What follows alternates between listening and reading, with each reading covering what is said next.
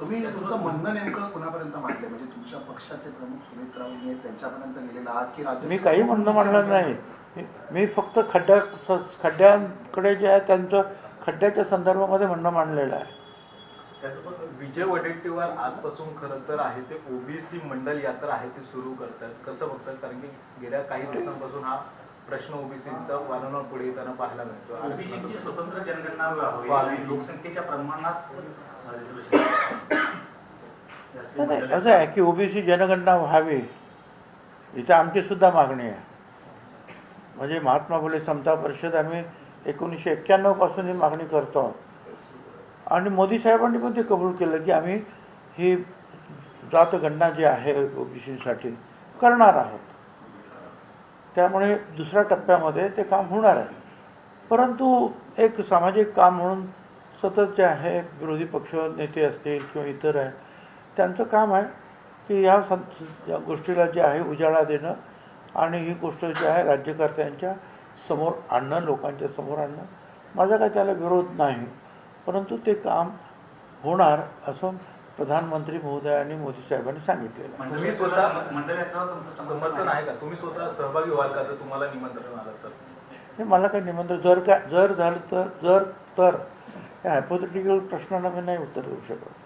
पण दुसरा एक वेगळा प्रश्न होता, नाशिकचे पालकमंत्री म्हणून तुमची नियुक्ती करावी अशी ते झालं. मी ते बोर्ड ज्यांनी ते बोर्ड लावले त्यांच्याकडे नापसंती व्यक्त केलेली आहे आणि ते बोर्ड ताबडतोब काढायला सांगितले. सातत्याने हा वाद समोर येतो, म्हणजे नाही काही वाद बीत नाही.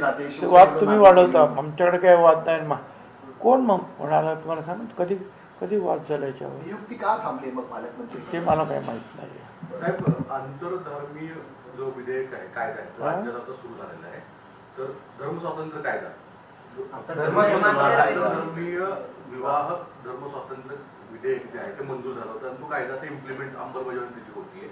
या कायद्याला प्रकाश आंबेडकरांचा विरोध आहे. त्यांचं म्हणणं आहे की आईचा धर्म लागू होणं हे रास्त नाही आहे आणि या सगळ्या गोष्टींमुळे प्रत्येक सामाजिक यातला तणाव जो आहे धार्मिक तो वाढवण्याचा प्रयत्न केला जातो आणि याबाबत हायकोर्टात जाऊन पाहतायत अनेक जण.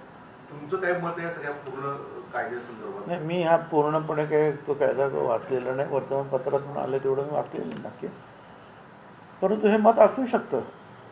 नाहीतर आता आम्हाला सुद्धा सगळ्यांनी सांगितलेलं ना की आईचं नाव, वडिलांचं नाव म्हणजे हे सगळे मंत्र्यांच्या बोर्डवर आपण तसं पाहतो आहोत.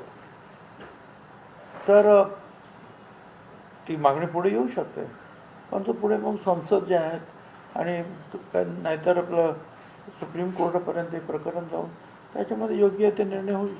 याच्यामध्येच फक्त बोलून विचारतो की नवीन कायद्याची तरतूद केलेली आहे की धर्मांतर केलं जातं महिलांचं. भाजपने आरोप केलेले होते, मोठ्या प्रमाणात धर्मांतर होते महिलांचं. लव जिहादचा आरोप केला होता. त्यामुळे आईचा जो धर्म आहे तो पाल्याला लावण्यात यावा